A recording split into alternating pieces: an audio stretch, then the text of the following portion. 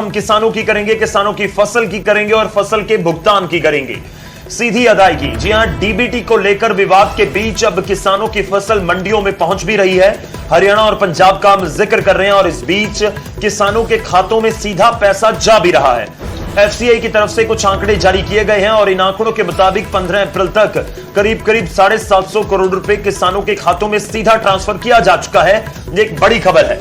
पंजाब और हरियाणा के किसानों को सीधी अदायगी अब जारी है। 15 अप्रैल तक 750 करोड़ रुपए किसानों के खातों में ट्रांसफर किया गया है। अगर पंजाब के किसानों का जिक्र करें तो 13.71 करोड़ रुपए ट्रांसफर हुए हैं, करीब 14 करोड़।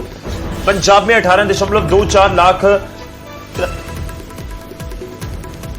गेहूं की खरीद हुई थी, लगभग 18.25 लाख टन।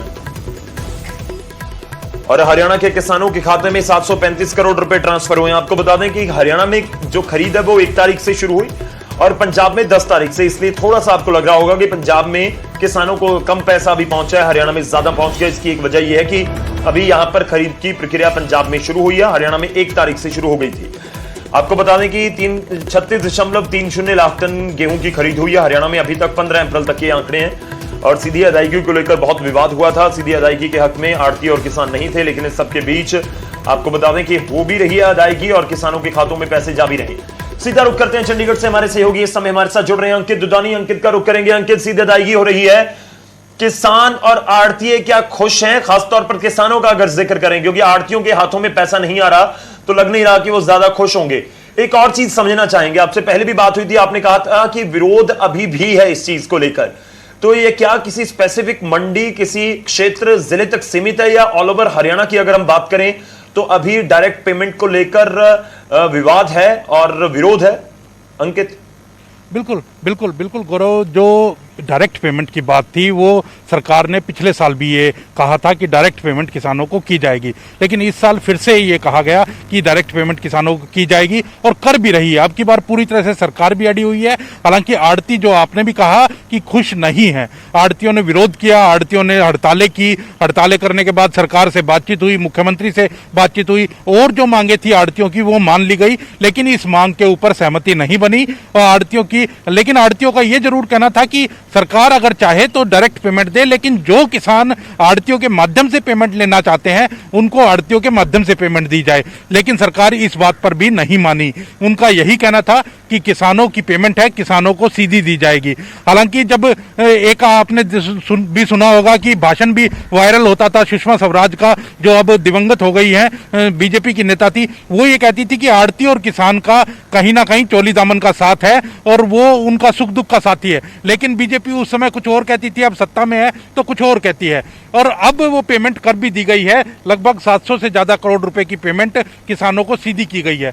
जो आपने आंदोलन की बात कही, जो हड़तालों की बात कही, अभी भी आड़ती खुश नहीं है। वो चाहे कैथल की मंडी हो, इधर कैथल का इलाका हो या करनाल है या पानीपत है, इधर के ये जो इलाके हैं, लगभग क्योंकि किसान खुश नहीं है और जो आड़ती खुश नहीं है और वो लगातार इस चीज़ का विरोध कर रहे हैं कि डायरेक्ट पेमेंट नहीं होनी चाहिए, हमारे माध्यम से ही पेमेंट होनी चाहिए। लेकिन सरकार इस बात पर नहीं अड़ी हुई है कि पेमेंट डायरेक्ट ही होगी और डायरेक्ट की जा रही है। हालांकि अभी जो 3 कृषि कानून है उसको लेकर के अभी कोई समझौता नहीं हुआ है।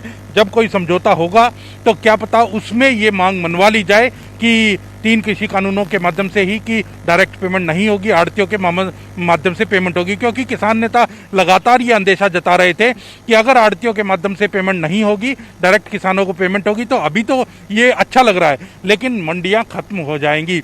जब आड़ती ही नहीं रहेगा तो मंडियों का मतलब ही नहीं रह जाता। कि सरकार ने एक और नया काम किया कि आड़ती जो हड़ताल के ऊपर थे उनके अलावा नए आड़तियों को लाइसेंस जारी कर दिए और तुरंत कच्चे लाइसेंस जारी कर दिए, उनके माध्यम से खरीद कर ली और खरीद करके आड़त उनको दे दी। तो कहीं ना कहीं ये भी काम करने का सरकार ने काम किया है। लेकिन अब इस बार तो क्योंकि लग रहा है कि अब डायरेक्ट ही पेमेंट हो रही है और 700 से ज़्यादा करोड़ रुपए की पेमेंट हो चुकी है और इस बार यही लगता है कि डायरेक्ट ही पेमेंट होगी।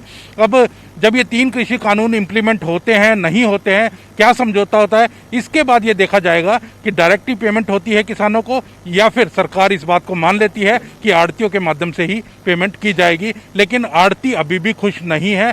कहीं ना कहीं कुछ किसान भी ऐसे हैं जो खुश नहीं है, वो भी यही चाहते हैं कि आड़तियों के माध्यम से पेमेंट हो, क्योंकि आड़तियों के माध्यम से अगर पेमेंट होती है तो कहीं ना कहीं वो उनके सुख दुख के भी साथी हैं।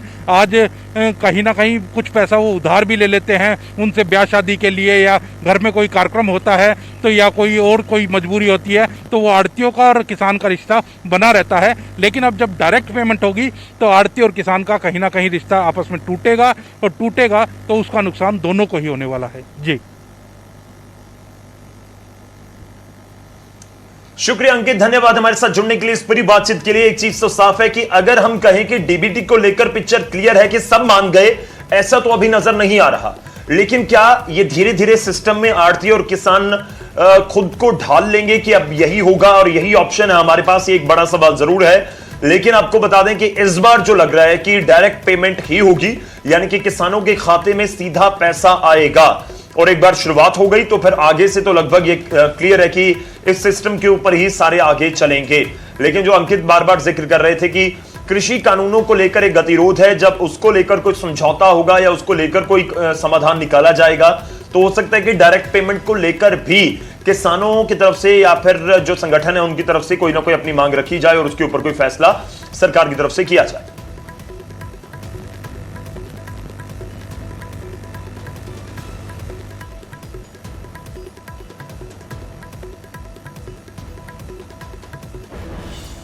अब कृषि कानूनों का भी जिक्र कर लेते हैं, जिसको लेकर गतिरोध है सरकार और किसानों के बीच, केंद्र और किसानों के बीच। और इस बीच दुष्यंत चौटाला, उनकी तरफ से एक लिखा गया है प्रधानमंत्री को। जी हां, उनकी तरफ से जो पत्र लिखा गया उसमें उन्होंने कहा है कि एक बार फिर से सरकार बातचीत की पहल करे, एक बार फिर से सरकार सोचे कि किस तरह से बातचीत को आगे बढ़ाया जाए। कोरोना का भी हवाला दिया दुष्यंत चौटाला ने अपने पत्र में, और उन्होंने जिक्र किया कि कोरोना के बढ़ते मामलों को देखते हुए भी यह ध्यान में रखा जाए और उनसे बातचीत की जाए, किसानों के साथ एक बार फिर से बातचीत करके इस पूरे मसले को हल करवाने की कोशिश की जाए। अपनी चिट्ठी में जिक्र किया है दुष्यंत चौटाला ने कि 3 से 4 सदस्यीय एक मंत्रियों की कमेटी बना दी जाए जो किसानों से बातचीत करे, जो इस समय प्रदर्शन कर रहे हैं 3 कृषि कानूनों को लेकर, एमएसपी के मुद्दे को लेकर, उनसे बातचीत करके इस पूरे मसले का हल निकालने की कोशिश की जाए। तो दुष्यंत चौटाला की चिट्ठी कितना बड़ा टर्निंग पॉइंट साबित होगी, एक बड़ा सवाल है। आपको बता दें कि इससे पहले हरियाणा के गृह मंत्री अनिल विज भी केंद्रीय कृषि मंत्री को एक चिट्ठी लिख चुके हैं और उसमें भी उन्होंने जिक्र किया था कि पहल होनी चाहिए और बातचीत को आगे बढ़ाया जाना चाहिए। तो चिट्ठी पर चिट्ठी तो जारी है, लेकिन कब आएगा पैगाम केंद्र की ओर से जिसमें होगी मुलाकात को लेकर कोई बात, तो ये एक बड़ा सवाल जरूर है।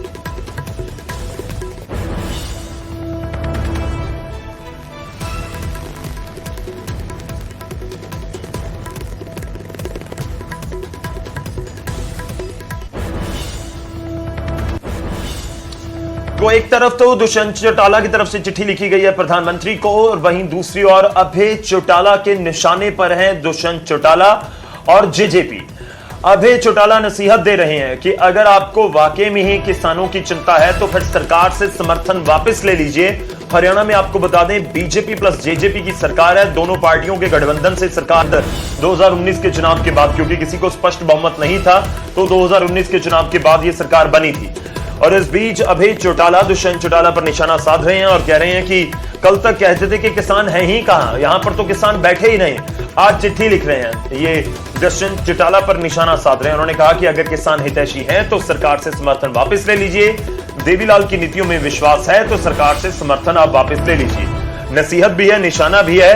और इस बीच देखना होगा कि जेजेपी का आगे का रुख क्या रहता है। लेकिन अभी तक तो जेजेपी कहीं ना कहीं हरियाणा में बीजेपी की सरकार के साथ खड़ी नजर आई है, उनकी और बीजेपी की सरकार है।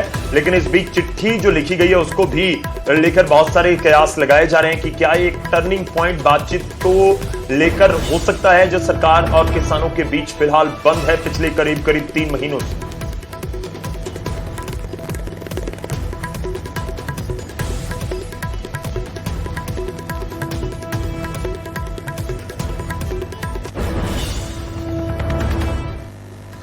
दुष्यंत चौटाला चिट्ठी लिख रहे हैं तो दूसरी तरफ मुख्यमंत्री माफी चाहेंगे मुख्यमंत्री मनोहर लाल ने यह अपील की है किसानों से एक बार फिर कि कोरोना बहुत बढ़ रहा है और सबके लिए इसको लेकर दिक्कत हो सकती है, इसलिए आप अपने आंदोलन को स्थगित कर दीजिए। और दूसरी तरफ गुरनाम चडूनी का भी बयान सामने आ गया। किसान नेता कह रहे हैं कि जब तक हमारी मांगे नहीं मानी जाती तब तक ये आंदोलन जारी रहेगा। कहीं अपनी कुछ बातों को लेकर के आंदोलन कर रहे हैं। यह बात ठीक है कि आंदोलन करना हर किसी का लोकतांत्रिक अधिकार है। कहीं कहीं इस लोकतांत्रिक व्यवस्था को जब तोड़ा जाता है उस समय प्रशासन को भी कठिनाई होती है, सरकार को भी कठिनाई होती है। वो चीज तो बाद में हम देखेंगे, लेकिन अभी तो इतना ही है कि उसके कारण से जो लोग इकट्ठे होते हैं, जब इकट्ठे होते हैं तो निश्चित रूप से कोरोना के फैलाव का भय वहां बना रहता है। हमको पता नहीं रहता कि कौन। मैं कहता हूं कि आखिर आंदोलन कोई भी एक बात लेकर के हम मानो बैठे हैं, हमारे अधिकार, कोई बात हम कर सकते हैं कि हमारे अधिकार हैं, इसको सुरक्षित करना है, हमारी समस्याएं हैं, इसको हल करना है। विवाद हो सकता है कि वो समस्या हमारी कैसी है, कैसी नहीं, हल होगा नहीं होगा, ये एक विचारों का अंतर हो सकता है। लेकिन आज विषय है महामारी का। ये महामारी एक संकट है। इस संकट की उपस्थिति में कहीं कोई विवाद नहीं है। जान है तो जहान है। अगर हमारी जान नहीं बची तो फिर ये सब चीजें यहीं के यहीं रह जाएंगी। इसलिए मेरी अपील है ऐसे किसान बंधुओं से कि ये अवसर अब उस प्रकार के आंदोलन करने का नहीं है, इकट्ठे रहने का नहीं है। आपके आंदोलन को दर्ज किया जा रहा है। मैं तो यहां तक कहूंगा कि अगर कोरोना न हो दोबारा से भी आपको इसी स्थिति में ऐसे ही आकर आंदोलन करना हमको। अगर वो ऑपरेशन क्लीन करते हैं, कह रहे हैं जबरदस्ती उठाएंगे, कोरोना आ गया बाय फोर्स उठाएंगे, मैं कहता हूं वो मार तो सकते हैं, गोलियां तो मार सकते हैं, लेकिन अगर वो ये कहे कि लोग उठ के घरों को चले जाएं तो भूल जाइए बीजेपी। अपना दिमाग ठीक कर ले बीजेपी। मार तो सकते हैं, 1000 को मार देंगे, 500 को मार देंगे, कोई बात नहीं है, लेकिन एक बात याद रखना, बीजेपी की जड़ें खुद जाएंगी।